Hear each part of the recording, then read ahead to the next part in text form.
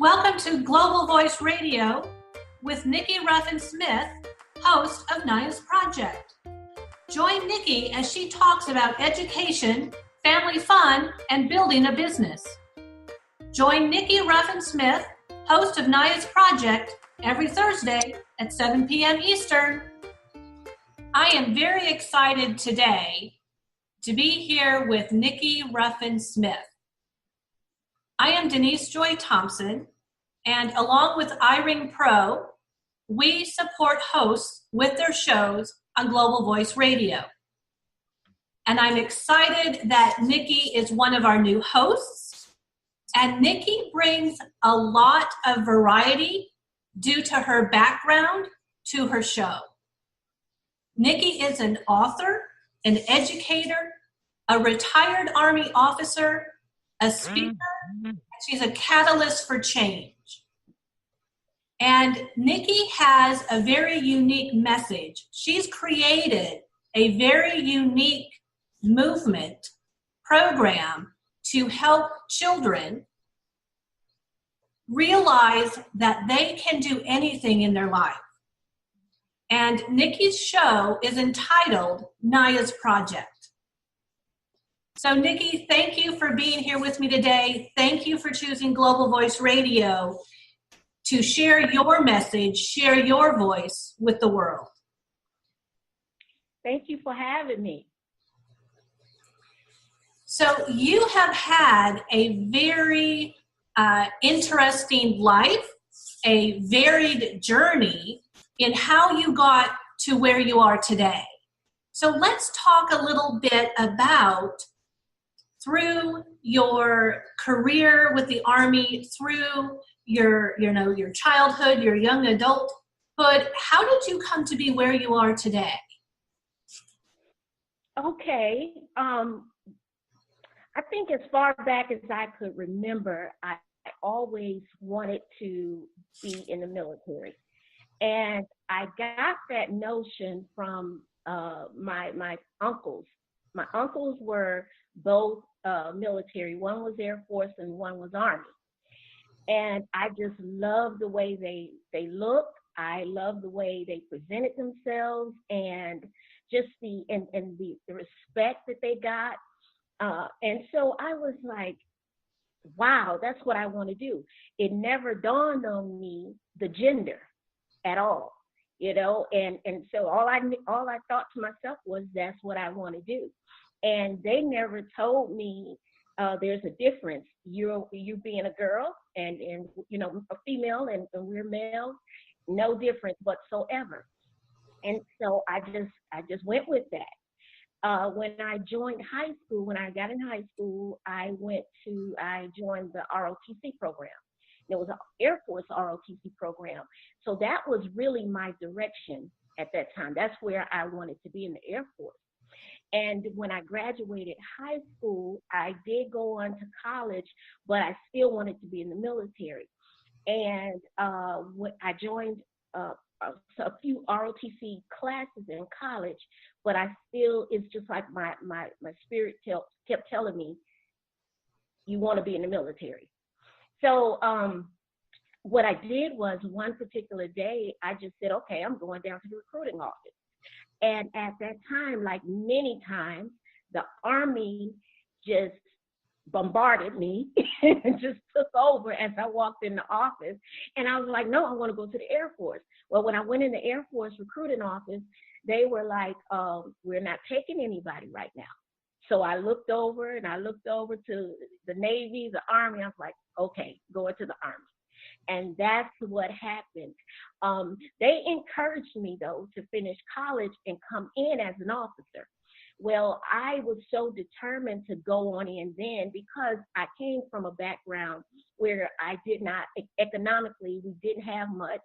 So I really didn't know how to survive in college without a job. I was used to seeing my mom work, everybody around me work, and that's all I really knew was to make money, and nobody really told me that you could get this scholarship over here or that.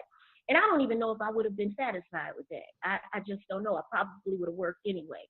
And in the military, military was just that, because it offered a paycheck, it offered paying for my school, it offered an opportunity to get out of Selma, Alabama, and I was like, okay, that's what I'm going to do, and here I am today. You know, it's interesting because I'm on the Air Force side, you know, and it's always interesting meeting another military member, because you never know how because of the military and us ending up in the same bases, the same deployed locations, if you could have run into someone years ago, right? And, but yeah, the military can be a great place for women, and especially when you and I joined, the opportunities that we had. I'm sure that neither one of us could imagine that we would be here today. No, no. So it's amazing how the journey takes us. Now, one of the things that you mentioned is that going into the military allowed you to leave Selma, Alabama. And I know that you have done some work in Selma, that you have had some messages to women and men in regards to Selma. So talk a little bit about the work that you've done in that area. Okay, as a kid, I always did some type of activism, or I was an advocate for change in any shape, form, or fashion. And believe it or not, I really did not know the magnitude of the racism or any of that. So that's what a lot of people attribute to Selma. I did not know that. And my family kept me from that. The way systems were, it kept us all divided. So you really don't know what you don't know. And people didn't talk about, you know, this or that. And so, and you knew where you needed to be. And you know, so but I also knew that there were people, there were Caucasian people who were my friends, and I wanted us to be together outside of school and in different arenas. And I often wondered, well, why is it? Why we can't? So I joined different organizations then to push that message and say, well, we kids want to be together, and well, let's do this. So at about age 8, I started selling. As I think about this, it's so funny. I hadn't thought about this in so long. I started selling the Black Belt Journal, which was a newspaper started by a Black organization in Selma, but it wasn't totally catered to the Black community. It was more about integrating and communicating each other's message across the different races.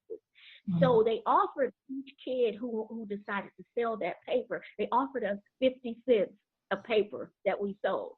That was so great for me. And, you know, I got to see people, meet people, be on the news and all that kind of stuff. So that opened up the door to where what I've done recently. I had a Phenomenal Women's Conference in Selma 2 years ago, right after I retired from the Army. There were many women from Selma to take part, but most of my participation, and we're trying to change that, most of my participation came from outside different cities and different things. And the conference was more so geared to it was restoration for the business woman. And it was also educating those who wanted to be a part of the business arena as a woman who didn't really have much, as a blue collar worker, you can have your own business. And when I was growing up as a little kid, I remember in Selma, in our Black communities, we had little businesses because you didn't go downtown. You didn't just go to the mall. Well, I don't even know if there was a mall, but you didn't do that. Everything you needed was on this corner or that corner, because it was little businesses set up. So my goal was to get that perspective brought back, and not depend on a handout. It was more of, we can do this ourselves. Mm-hmm. Well, and I think, Nikki, that mindset that you had as a child, right? You had your own business at a young age selling those newspapers, right? You had to get the newspapers. You had to sell them. You had to do it. And so in some ways and I don't know, you talked about seeing your family and seeing people in your neighborhood and the small stores, right? So it's interesting how that for you as a child, young adolescent, and you are building your business today, and you have helped other women to build their businesses. Now, talk a little bit about what did you learn? What have you taken away from being in the Army? Wow. I would say maybe about 50% of who I am is I owe it all to the Army. The other 50% is my mama, is my mother, all my mom, and my family. But every bit of professionalism, because you have to you come with all these things, I believe, based on your nurturing and nature. But you have to be molded and shaped. And so the Army shaped me. And sometimes not for the good, for the most of the times for the good, sometimes not for so good, because I'm headstrong. I sound soft, but I'm I find myself sometimes saying, okay, Nikki, come, bring it down, bring it back. But it's just that I can do it mentality, or I can achieve it mentality, and you need to see this the way I see it, because you can too. You can do this too. So the Army molded me to believe that I could be all that I can be. Right. So, Nikki, I'm transitioning also. You retired 2 years ago, and I think we've met about 3 years ago when we were in a book together as co-authors. Yes. And in some ways, and in talking to other women who are transitioning from the military or who are retired, there's a different kind of transition for us than women who leave civilian or corporate careers, because we're taught to do things a little bit different in the military. We have a different mindset. Like you said, with the Army, well, you could do it, right? I can do this no matter what might be in my way. From a military perspective, we can figure it out. And sometimes that doesn't always translate as quickly, right. And that's what I've seen, into working with women in the civilian world. So talk a little bit about what you have seen in transitioning and working with women in the community, and learning to let go possibly of some of that military mindset, because not everybody else understands it. I think one of my greatest lessons most recently was I am in a organization, a online marketing, whatever you want to call it, organization. And a lot of the women that I come in contact with have said, well, I'm in an area where people are not open to this type of thing, or open to an idea to change this type of what they're doing. They're just not open. And if she had said that to me way back when, I couldn't see that. I just couldn't understand that. Well, I did understand it. Did I accept it? I can't accept it, but I understand it.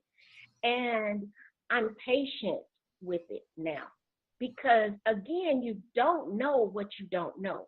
And you don't even sometimes have the capacity to even lean towards it, you know? And so somebody can paint the picture all day long for you and even show you that they have done it. But if you don't have it there, if it was not somewhere a seed planted for you early on, and that goes into Naya's project. If a seed hasn't been planted early on, sometimes like it dries up like a raisin in the sun. You know, it's dead. And not that you can't revive or live, it's just that you have to really dig deep. You really dig deep. And sometimes there have to be people along the way that are patient and hold your hand for a minute. Sometimes it just so that it becomes a habit for you. You know, if reading a book is not something you have done and you're 40 something years old, reading a book every week or every once a month or what have you is foreign. And sometimes you may have to ask somebody, sit, you know, or somebody may have to say, I'm going to sit down with you and we're going to read this 3 pages. And if they do that for a minute, for a while, then it becomes a habit. And so that's what military was. It just became a habit because it was so uncomfortable. I think about my life in the military in the beginning. I was like, what in the world is this? You know, this is a monster. You can't expect me to do this on a daily basis. My head hurt, my body hurt, everything is just uncomfortable, excruciatingly uncomfortable. So now I know. Now I feel that. I understand that. Mm-hmm. Well, you know, and I think one of the opportunities that you and I and other women transitioning is we have a level of understanding of difficulty, of overcoming, of trying to figure out a solution when it doesn't seem possible. Because oftentimes in the military, we're not allowed to give up. And we can be in situations where if you give up, somebody's life is at risk. Yeah. So, and I think those are the things that we, and as women working with other women, can also help them to understand and to share. But as you said, it sometimes takes a while for someone to have that full understanding and figure out, how does this fit into my life? Yes. So let's talk a little bit about the foundation, the reason behind your show, Naya's Project, and talk about that journey and how you created Naya's Project and what you are doing with that today. Okay, first let me introduce Naya's Project. Naya's Project is a young girl of color like me, like my baby, actually she is my baby. She's Naya. And Naya is within the age of 2 to 4.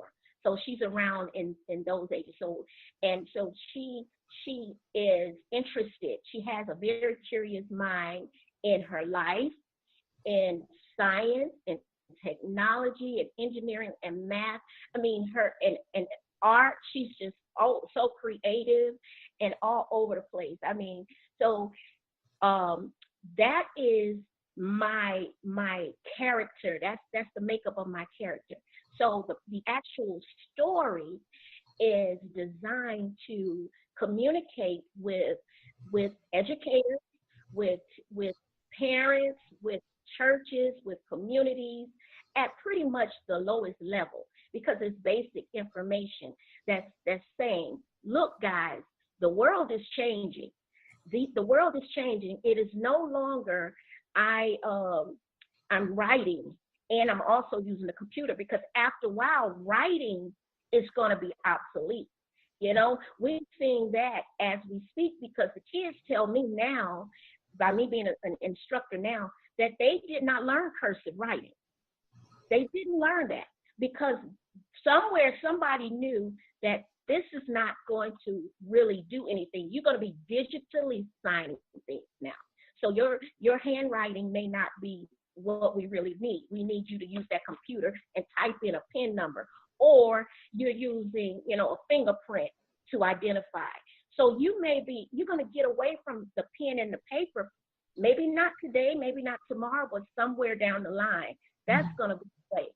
And I feel that with my message, it will be geared to those who have an ear to hear and those who probably do not, who share in my frustration with not giving the kids who are economically challenged a chance to have the opportunity to learn those things. Because if you look at statistics, and that's what I try to do, go into statistics, it hasn't changed from when schools were desegregated to segregation. It has not really changed. It's just changed the makeup of it. Okay, so if I have $100,000 to send my kid to a private school, you better believe she is going to get STEM. She's going to already know what STEM or STEAM is about. At 2 years old, which she is, when she walks in the store, she will automatically know that. But if you take my child and put her in the urban school or what have you, they're so outnumbered. They're so, just frustrated, and getting the kids to really calm down, getting parents and teachers to cooperate together, getting this or getting funding, getting this or that, until those kids are just getting the leftovers or the basics to make it from day to day, not tomorrow, not to make it in this world tomorrow.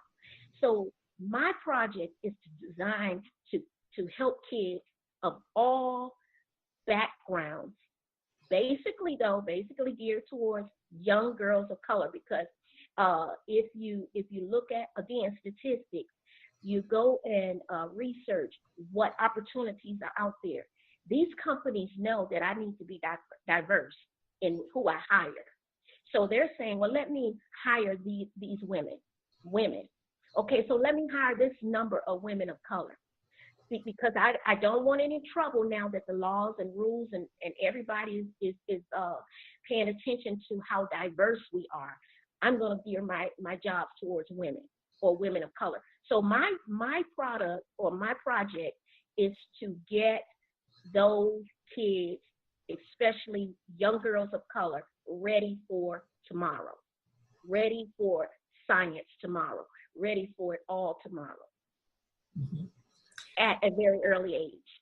Well, and I think that we in the world can recognize that there are populations, that there are races that are not exposed to things that they need to be as productive, to be as successful in our world. And it's not just in the US. And, no matter how it happened in the US, because that's where you and I are at, and this is where we're talking about it, there are similar things happening in other countries. Oh, yeah. But I think that we as a nation need to be able to talk about this in as a positive way as you and I are talking about it. Now, for people who will see the video of this interview, they will know that, I'm Caucasian and you're African American, or you're Black, I'm white. And as I just listened to the audio, they won't know that. But sharing this information and knowing the statistics, understanding what can help in any community across the U.S. is very, very important. And also, in previous conversations that you and I have had about Naya's project, even though the focus is on girls of color, because as you said, the statistics show that is one of the most underserved populations in our educational system. Mm-hmm. It is important to have that focus, but anybody can benefit from your books. Yeah. And so that is what I think is so important about what you're doing, is sharing the knowledge of an underserved population, but also reaching anyone, a parent, an educator, who will also teach themselves. So let's talk a little bit, though, and explain, because some of the audience, the listeners, may not know what STEM A or STEAM stands for. So talk a little bit about the components of that acronym. Okay, STEM is science. And when I say science, I mean, I'm talking about all sciences. Okay, all sciences. And there in my research, I've learned so much of what science is, because when you think about science, you're thinking about maybe earth science, biology, astronomy, and all those things. But then as I went deeper into it, I'm learning in this process myself, I'm learning. But I also found something very interesting, and that is trade science. And I really want to touch on that. Let me explain what that is. That is the market. When you think of trading, you think of Wall Street. When you think of Wall Street, who do you think on Wall Street? You think a man in a tie, mostly a white man in a tie. And so therefore, a young girl or any person of color maybe, or a woman, may not even see themselves doing that type of thing. So I'm going to really push that part of science in my project. Okay, then you have the technology aspect, you have engineering, you have math. Now with my engineering portion of it, I am going to bring in a young man. Oh my God, he is amazing. He's amazing, and he has, and I hope I'm okay to say this, but he'll be on the show soon. On the show, I won't say his name, but I will talk about his project. He has what you call a magic school bus. You remember the magic school bus? He has a magic school bus, and it is a rapping instructor on a school bus who's teaching STEM related things. So Naya and the magic school bus will interact in engineering. Okay, then math, and I did the book Naya Knows Numbers, because, and that is another one that's near and dear to my heart. When I was growing up, I was great in math, but no one really pushed me and said, you can do very well in this field. I always heard around me the emphasis put on the boys. Boys are better than girls in math. So that's what I took in, literally. I would say that boys are better in math. And so I lost my drive for math. So that is science, technology, engineering, and math. And then, guess what? Art. Way back when, STEM did not have that A component, a part of it, piece of it. And now somewhere somebody really, really smart said, without art, you don't have a well-rounded individual. Because you think about it, you're looking at obesity now. You're looking at the lack of dexterity, the movement. And with these other components, you're going to need to be able to move your limbs and need to be healthy, need to be fit, need to have that right brain working, So that is the component of STEAM, STEM A, whatever you want to call it. Right. Well, and I think one of the things when you and I talked about you having a show, having worked with children a lot in my career, working with adults a lot in my career, I also see where they were not encouraged. Like you and I, when we were growing up, and both of us are very intelligent. We've had great careers in the military. We're creating our businesses. We're helping others today.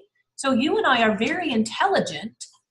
And you and I probably have thought, what if I had gone down a different route?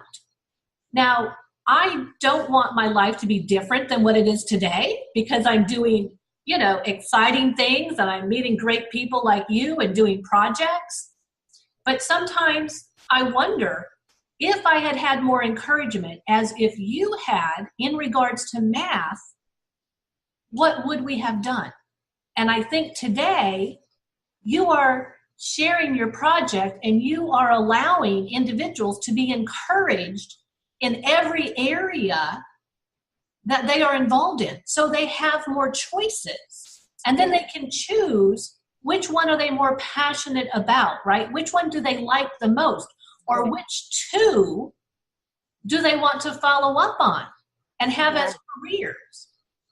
So, so I'm very excited to help you to share your message.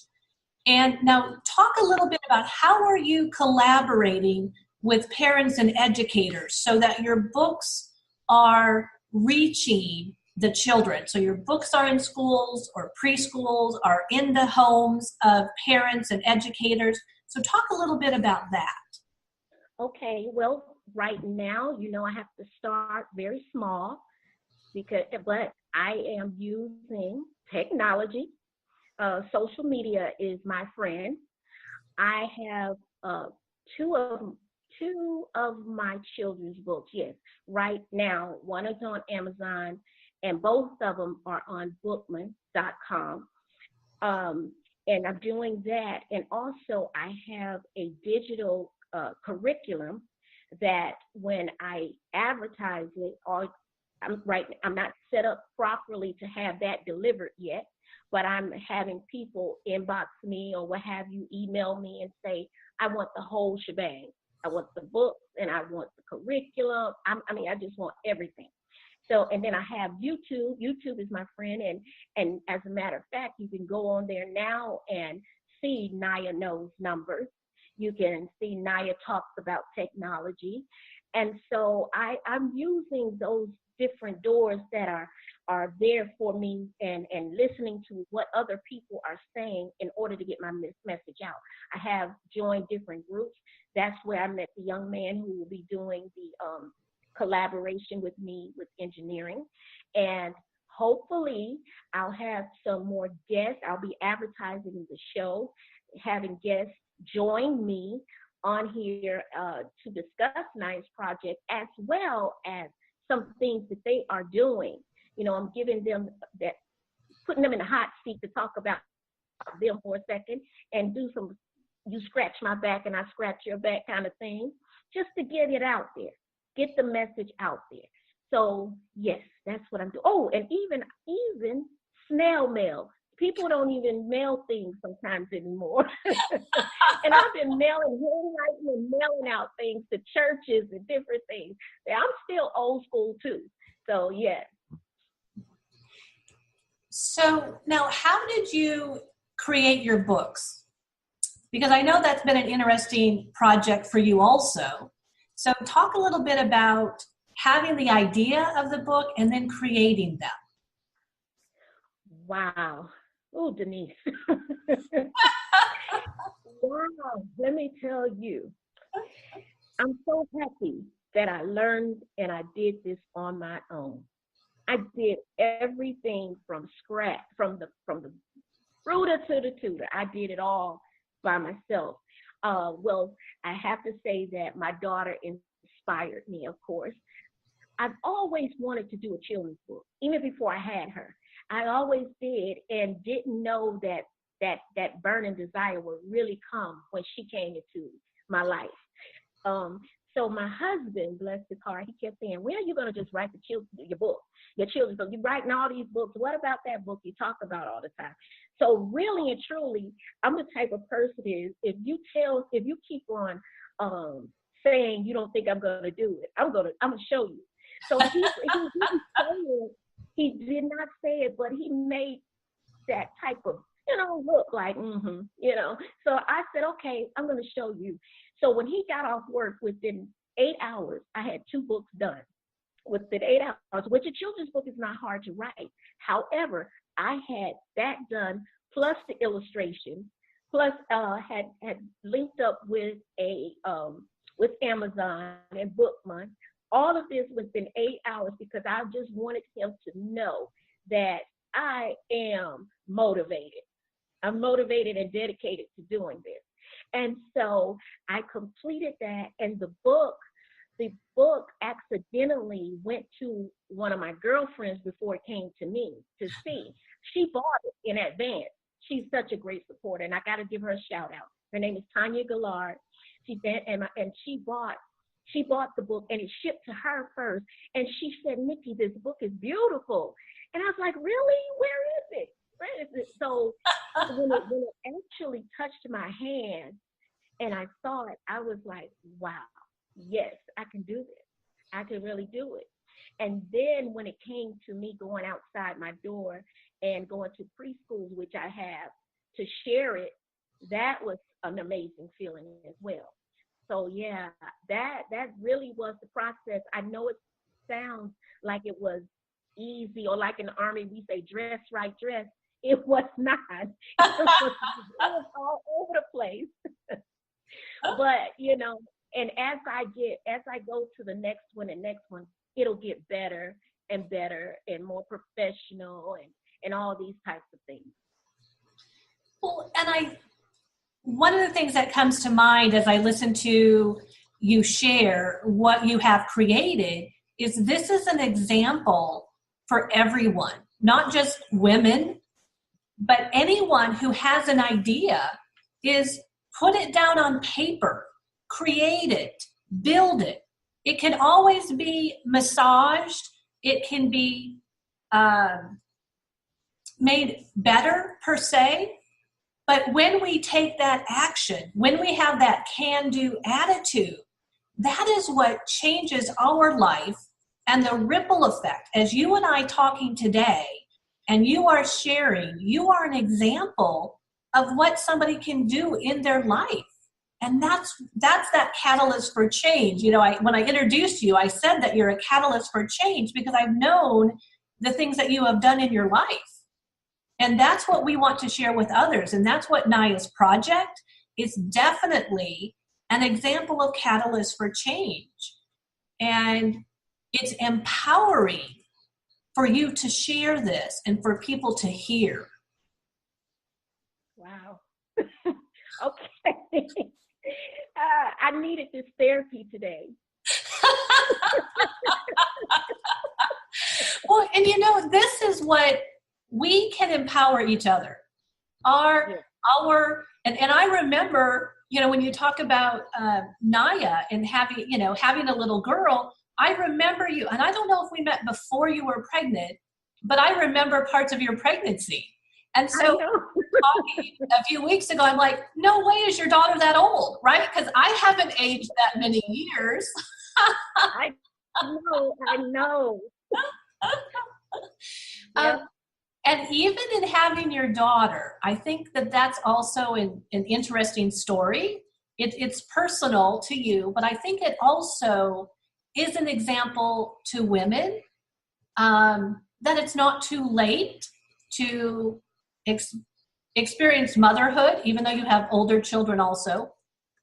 So if you wouldn't mind, share a little bit about having your daughter. I'm glad you asked me that because I'm glad for this reason. My radio show is not going to be just geared to Naya, but it's going to also be geared to sharing a message like this, messages of hope. And if I am that person that can do it, then great. But I'll be bringing in also other people that will be sharing messages of hope. But with Naya, I'm going to try to sum this up, but make it sweet. Naya's dad and I were married 18 years ago, and we divorced after 5 years. We had a child coming into that marriage. So those two kids are now 25 and 26. And we shared that then together. However, we just didn't, we were young. We were very, very, very young, and we didn't make it. And I wanted a baby then. And thank God I didn't have another one, then, because I don't know if my life would have turned out like this. So we divorced. We social media after 18 years. he found me, and with the like like on Jerry Maguire, she said, "You had me at hello." He had me at hello. So, and it was we got married maybe 9 months after coming back together. Got married again, and then Naya was conceived right after we got married. We got married shortly after that. Then she was conceived, and so it wasn't that long. All of that happened like let me say this.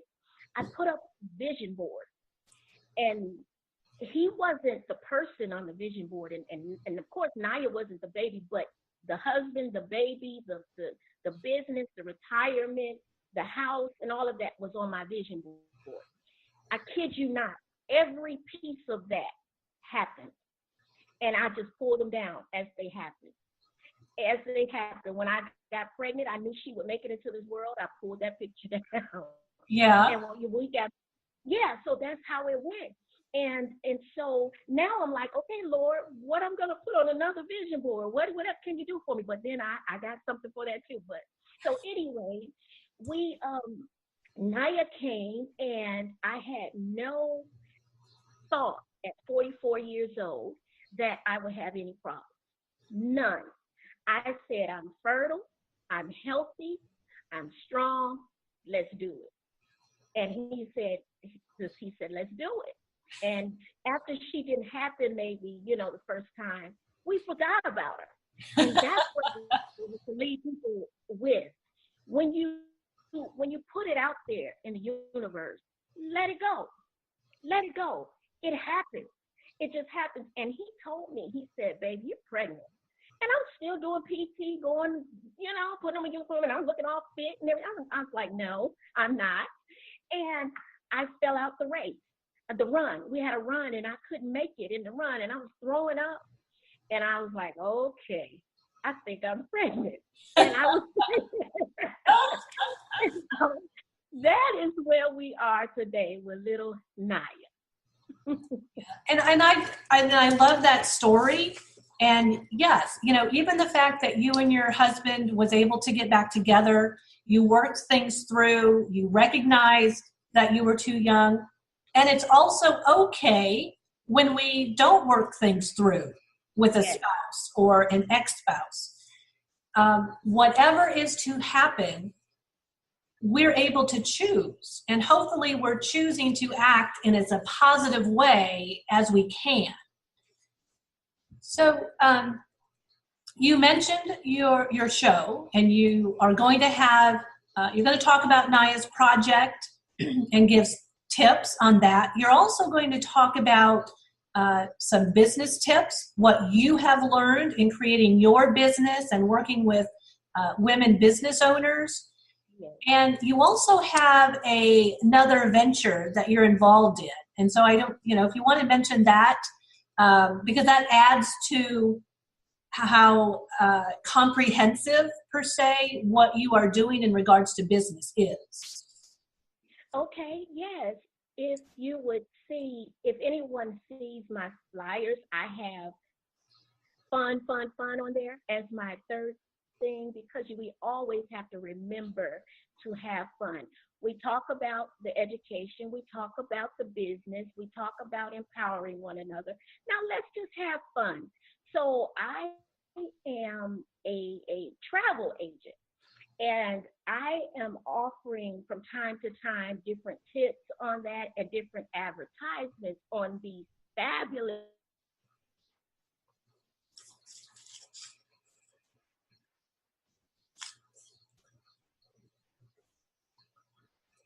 Are you hearing me, Denise?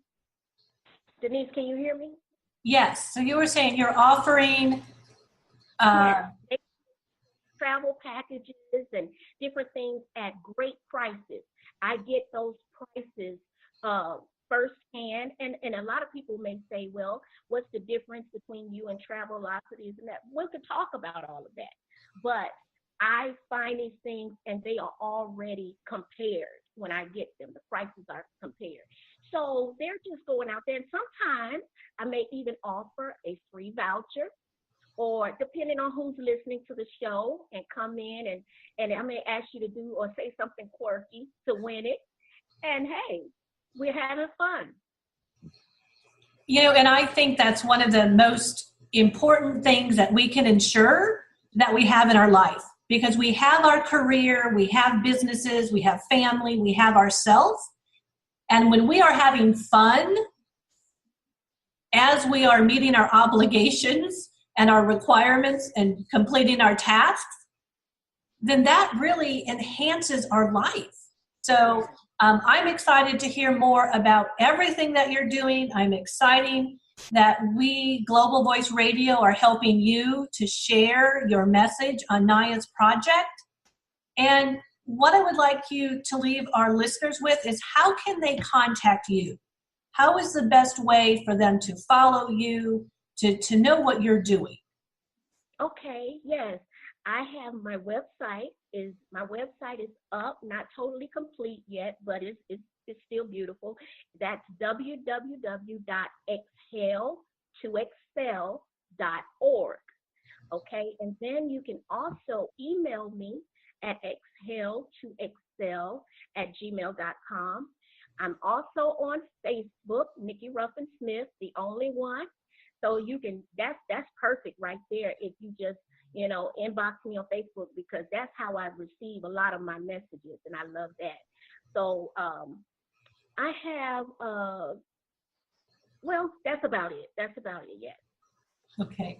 So since you're the only Nikki Ruffin Smith on Facebook, that sounds like a great way for people to contact you, connect with you, and from there they can find your website and, like I said, inbox you for more information about NAYA's project, about STEM A, and also having fun in their life. So, Nikki, thank you so much. I'm excited to help you share your message and seeing how the listeners, the audience, how you continue to grow with what you're doing as you continue to be a catalyst for change. So thank you very much. Thank you. I really had fun. Thank you. And Nikki's show, NAYA's Project, will be airing on Global Voice Radio on Thursdays at 7 p.m. Eastern. So we look forward to all of you joining us every Thursday, 7 p.m. Eastern, Global Voice Radio for NAYA's Project. Yay!